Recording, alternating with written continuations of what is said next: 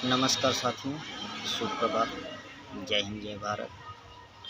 दोस्तों, हम सभी जानते हैं हम अपने देश से कितना प्रेम रखते हैं। हमारा देश है, हमारा देश है, हमारे देश के पीछे पूरी दुनिया चलती है। हमने हमारे देश के महान लोगों ने दुनिया को बहुत कुछ सिखाया है, बहुत कुछ पढ़ाया है। हमारी भारतीय संस्कृति पूरी दुनिया में विख्यात है।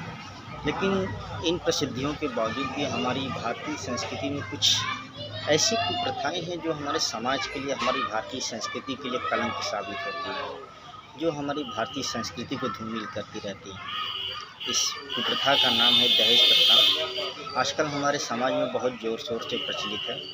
कुछ समय पहले सरकार ने इस पे कुछ कानून भी बनाए थे, लेकिन वो कानून भी बेअसर रहता है। कारण है भाई, देखिए, जब तक हम और आप किसी चीज़ के लिए सक्षम नहीं होंगे, तब तक सरकार या कानून मिलके कुछ कर नहीं सकती है ज़्यादा।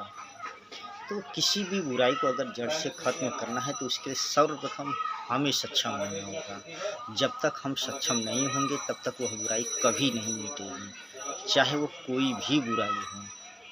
कोई भी बुराई हो, किसी भी प्रकार की बुराई हो, कोई भी दुष्प्रथा हो, कोई भी कुप्रथा हो, वो कभी नहीं जाएगी जब तक हम अपने आप से सक्षम नहीं होंगे। हमें स्वयं उसके लिए युद्ध करना होगा, अपने आप से लड़ना होगा, अपने आसपास के लोगों से लड़ना होगा इन प्रथाओं के लिए। दहेज प्रथा हमारे समाज की एक बहुत बुरी आदत है, बहुत बुरी प्रथा है। लोग सोचते हैं कि हम लड़की वालों से 1 लाख रुपए लेके अपना महल बना लेंगे, एक गाड़ी लेके, आलीशान बंगला लेके उससे बनवा लेंगे। तो क्या ये संभव है? मान लेते हैं कि आप उससे 1 लाख रुपए लेके एक बंगला तैयार करें, लेकिन 1 लाख रुपए आज के समय में क्या मायने रखता है? क्योंकि एक पिता जब अपनी बेटी देता है आपको, तो सब कुछ देता है, अपना प्यार, अपना मान, अपना सम्मान, अपना घर द्वार, बहुत कुछ देता है वो। एक बेटी के लिए जब उसके घर में वो बेटी पैदा हुई होगी, तब से लेके वो उस उम्र तक अपनी बेटी को विदा करने के लिए क्या क्या सपने संजोए रखा होगा। और हम लोग क्या करते हैं, उसके इन्हीं आशाओं को पूरा करने के लिए उसे बाध्य करते हैं। इन्हीं आशाओं को पूरा करने के लिए हम उसे इतनी दूर तक बाध्य कर देते हैं कि यहाँ तक कि वो पिता, माता, भाई अपनी बहन, अपनी बेटी के लिए अपना घर द्वार, ज़मीन जायदाद, खेत खलियान सब कुछ बेचने के बावजूद भी वो अपनी बेटी के लिए, आपको सुखी रखने के लिए, अपनी बेटी के सुख के लिए, कि हमारी बेटी जाएगी अपने ससुराल में सुखी से रहेगी, सुखपूर्वक रहेगी, उसका जीवन अच्छा व्यतीत होगा, इसके लिए वो इतना कुछ करते हैं। लेकिन कुछ लोगों को देखा जाए तो इतने के बावजूद भी उन्हें संतुष्टि नहीं मिलती है। दहेज ना मिलने पर वो लोग तमाम प्रकार की शिकायतें करते हैं, लड़की को ताने मारते हैं, उसको गालियाँ देते हैं, मारते पीटते हैं, घर से भगाते हैं, कभी जान से मार देते हैं, कभी जिंदा जला देते हैं। तो ये सब समस्याएं कब खत्म होंगी भैया?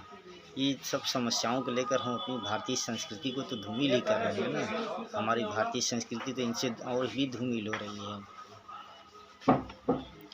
हमारी भारतीय संस्कृति को धूमिल होने से अगर बचाना है तो हमें इन कुप्रथाओं पर जोर देना होगा, इन कुप्रथाओं को यहाँ से निकालना होगा।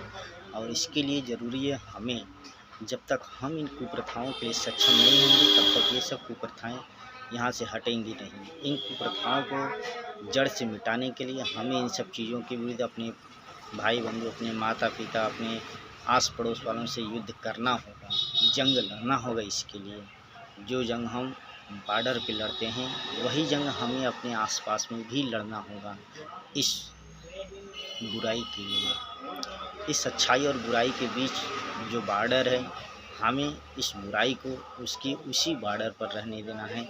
अगर हम जरा भी कोताही करेंगे तो बुराई हमारे बॉर्डर पार आ चुकी है और बहुत ज़ोर शोर से, बहुत ज़्यादा संख्या में आ चुकी है। आज भी हमारे पास समय है, हम चाहें तो इस बुराई को नष्ट कर सकते हैं, इसका विनाश कर सकते हैं। हमारे हाथों में है ये बुराई।